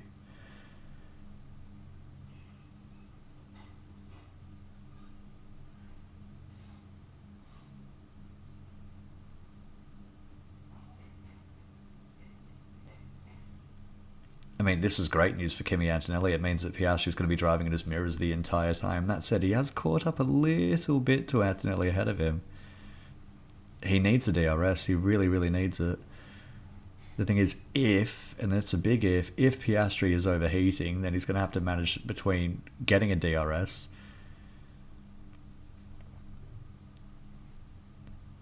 and potentially higher temperatures here. Now, I think Piastri is in DRS range of Antonelli here.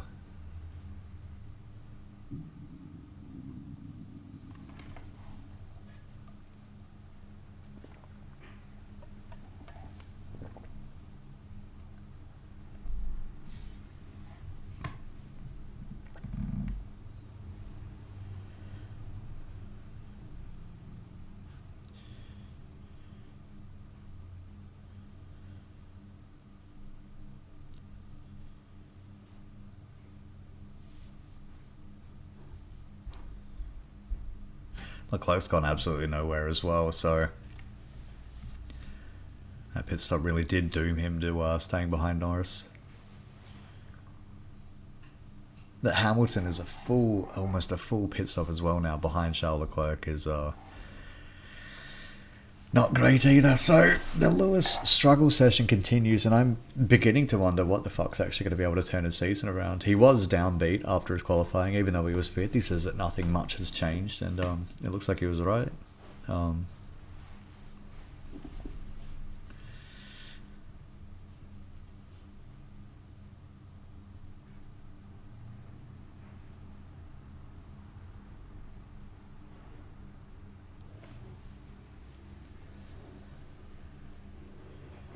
So 5 laps to go. Russell, Verstappen, Antonelli, Piastri, Norris, Leclerc, Hamilton, Alonso 8th. Good work. Then Hulkenberg, then Ocon. Now Hulkenberg's 1.7 behind Fernando Alonso, with much older tyres as well, so I couldn't imagine Hulkenberg's getting by Alonso here.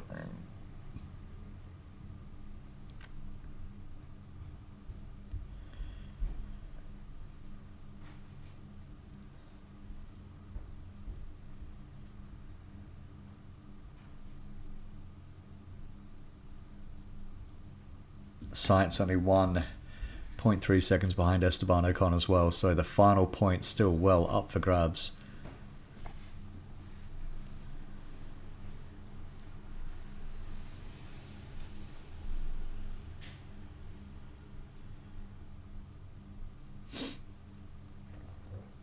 So Piastri only half a second behind Antonelli now as well. I don't know if he's genuinely up for a move here on Kimi, or if he's just staying behind just to try to keep the DRS. I get the feeling it's that. I don't think he's really going to try, unless something opens up for him. I don't think he's really going to try for anything here. You could see from that overhead shot,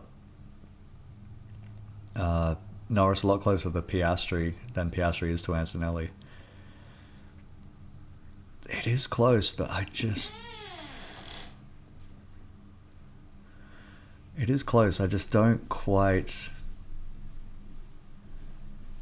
I'm just not sure if I can see Norris getting by now. 5 laps to go, including this one, unless he absolutely sends it into the hairpin, which he's going to right now. How about that? Oh, Piastri's going to come back on him though, side by side.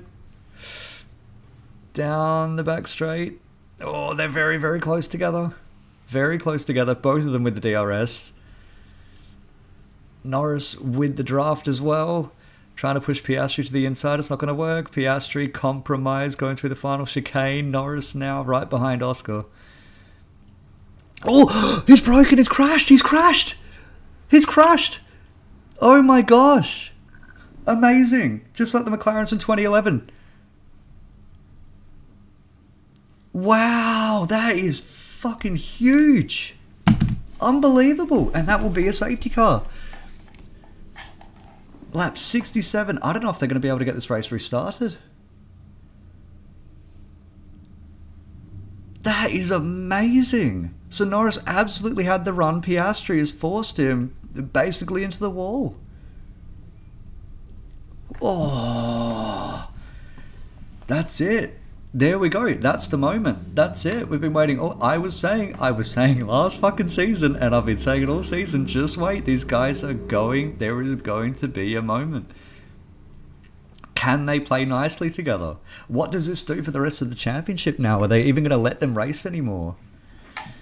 This is absolutely huge.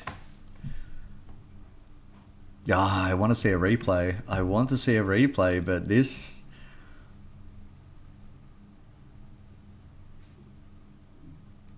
Oh, that's going to be very interesting here. Very interesting. So Lando's launched into the hairpin. Didn't quite work out, but that's okay. Piastri sort of, I think, let him in to try to do the switchback coming out of the hairpin, which worked. Down the back straight. Lando's got draft from Antonelli ahead of him, so he gets to stay. Piastri went really deep into the final chicane. Lando's tucked right behind him. He's looking to what will be the inside for turn 1. Piastri's just... this is going to be one of those things you have to micro-analyze here. So on board with Lando.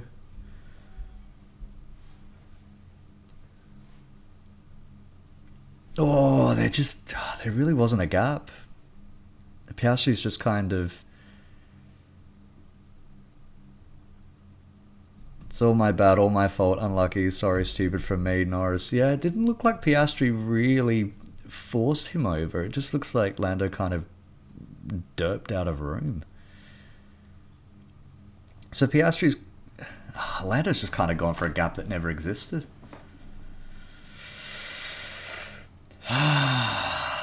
Fuck me dead. Yeah.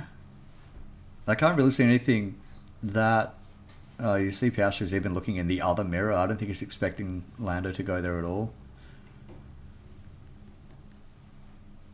I think Lando fucked that one up.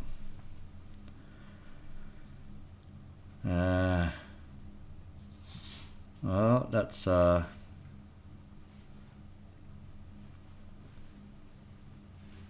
It's a real shame. So Oscar comes in for a pit stop. Oh,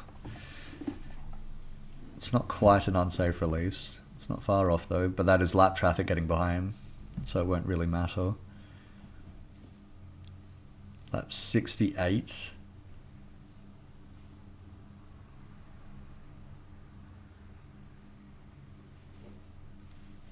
Now there's a bunch of cars pitting here. I don't know if you really want to be pitting here. I don't know if they're going to be able to have...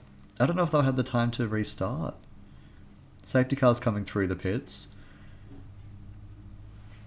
Which makes sense because they're trying to clean up a car on the main straight. I don't think they're going to have time.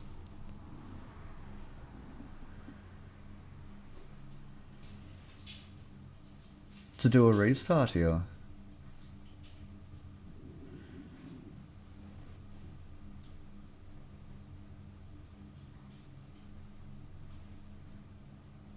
Now, live timing is freaking out because it thinks that everyone's done a tyre stop rather than just driven through the pits.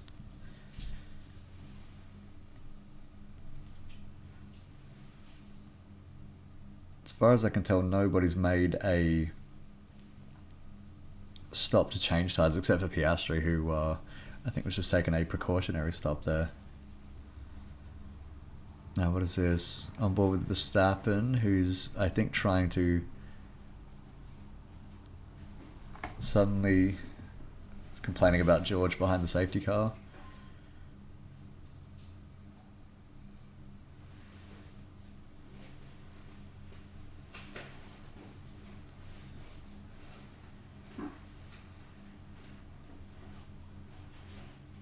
Russell Verstappen just overtook me on the safety car. Those two are having such a fucking bitch fight. It's been going since the end of last year. It's actually quite funny.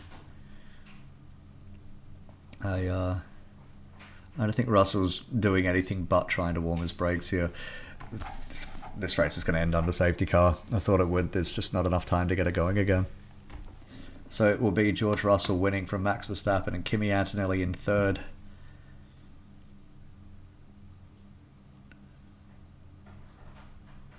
Unless the stewards think that there is something to that Russell break, but I couldn't imagine. Honestly, could not imagine that it would be.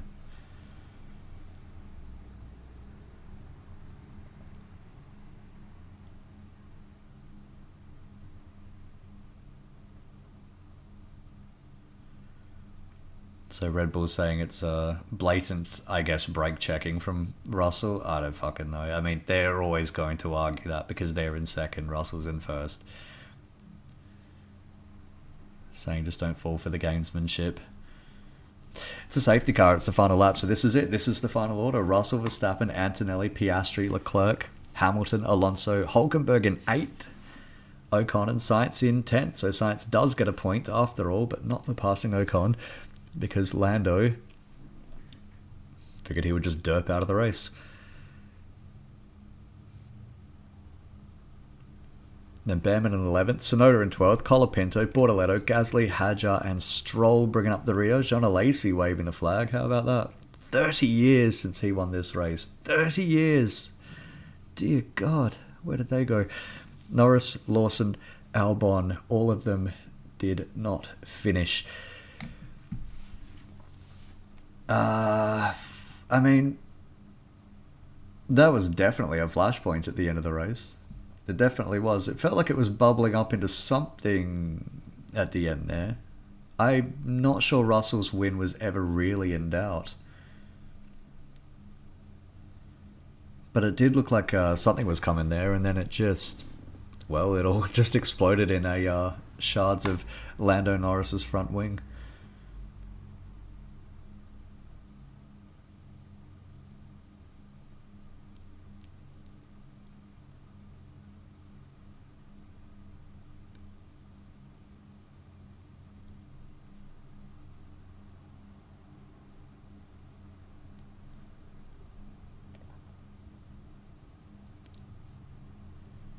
So this is it, out of the final corner. George Russell over the line and wins. Max Verstappen second, Antonelli third. No change from the last couple of laps because, well, it's a safety car, isn't it? Well done, George Russell. Well done. Pole and a win, just like in Vegas. Good stuff. That's just what Mercedes needed. Just what George needed. He's still looking for a new contract for next year as well, is George Russell. So, I mean, he got the job done today. He got the job done in Vegas. Got the job done in Spa until he got, disqualified. He can get it done. He's good. I've said for a long time, a lot of people want to sleep on George Russell as a elite F1 talent. I think he's fantastic. I really do. I think if you put George in a McLaren, he'd be leading the championship. He'd be winning the championship. I mean, there's no reason to believe that he isn't. In my mind, one of the elite talents. He really put the shits up Lewis Hamilton 2 out of their 3 seasons together. So here we go. Can you imagine next year? Oh, George Radio. This will just be a bit of celebration. Yep. So can you imagine next year when the car potentially, the new engine, the new cars, all of that, if it all falls Mercedes' way, like it did with the big rule reset, the big engine reset in 2014, if the same thing were to happen and Mercedes is ahead of the pack, I think we're looking at the 2026 champion there.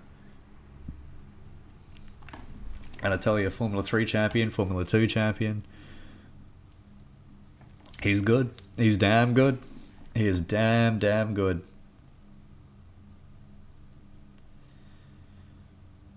Very impressive. Very impressive win today. Now, to the real dissection. Norris, I mean, yeah, basically, I think that was his fuck up at the end there, and that he owned up to it immediately. I think takes maybe a bit of the spice out of the whole situation. But, yeah, I didn't really see anything untoward out of Piastri there. It didn't look like he shoved him into the wall or anything like that at all. It just looked like that's how you naturally defend. That's how you naturally defend, is to kind of not shove somebody out when they're side by side, but to just squeeze them before they can even get there. Squeeze it so there is no gap. And if you no longer go for a gap that is not there, then I guess you're not Lando Norris.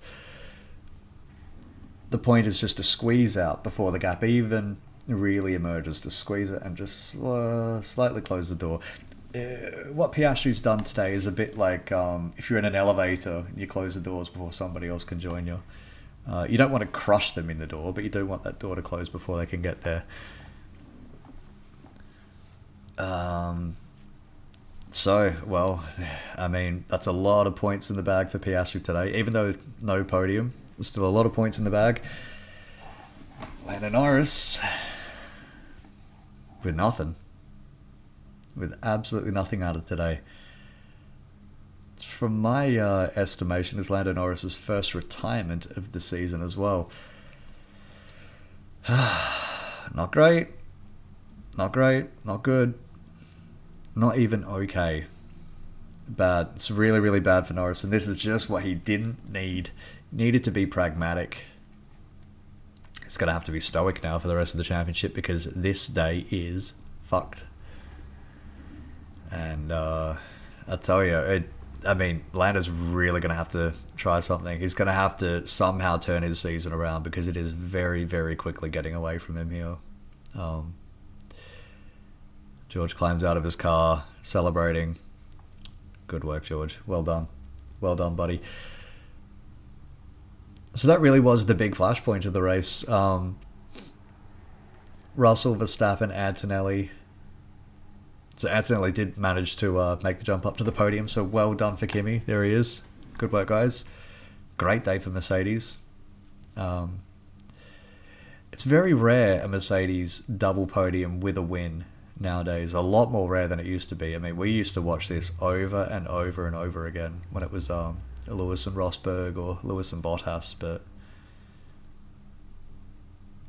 it's almost strange to think how it never happens anymore after it happens so often for the last decade and a half, give or take. Definitely over the last decade. So Piastri, decent points in the bag. Leclerc, Hamilton, Ferrari, again, just kind of in no man's land, kind of not really doing anything. Pressure is turning up on that team. The pressure is turning up on Fred Vasseur in charge of that team. They don't really look like they've got anything this year, and they had the potential. They came out of last year, they had a couple of wins at the end of the season, the car looked good, and then it looks like they've just totally dropped the ball. And that's Mercedes, McLaren, and Red Bull have all won a race this year. Ferrari has, the single sprint in China? And then I get the feeling it's because they ran Hamilton so low to the ground, and it's one of the reasons why he ended up getting disqualified from the main Grand Prix in China, and having to raise the car after that, I think, is one of the things that's really killed Ferrari. So they're going to have to figure something out quick. I'm not going to say that they can't win a race before the end of the year. Fuck, it looks quite far from now. Piastri in a little bit of a debrief. So anyway, Leclerc, Hamilton 5th and 6th. Alonso rather in 7th, so great out of Fernando Alonso. Hulkenberg in 8th, another very, very solid result for Nico Hulkenberg. Precious points for the Sauber team. They're starting to make a little bit of a habit of this. Then Ocon in 9th, Sainz in 10th, so Williams leaves with 1 point from this weekend. So a lot of promise, I think, flushed down the toilet. Just like Marty McFly Sr. Bam in 11th, Tsunoda 12th, Colapinto, Bortoletto, Gasly, Hadjar, Stroll. I mean, you look down from 11th to 17th, it's basically woulda, coulda, shoulda, nearly hard luck stories. Kind of the same race the whole way down there. Everybody who could maybe have done something, maybe could have scored points if things went a little bit their way, or we're just straight up never involved in the point fight at all. Colapinto ended up 13th in the end, so no points. Not sure Alpine could be that disappointed with him though. It was a pretty decent race. Yeah. There's really not much left to say. I think Norris was the big talking point there. And then Lawson and Albon both DNF'd. That's it. What do we want to call that race? 2.5 out of 5?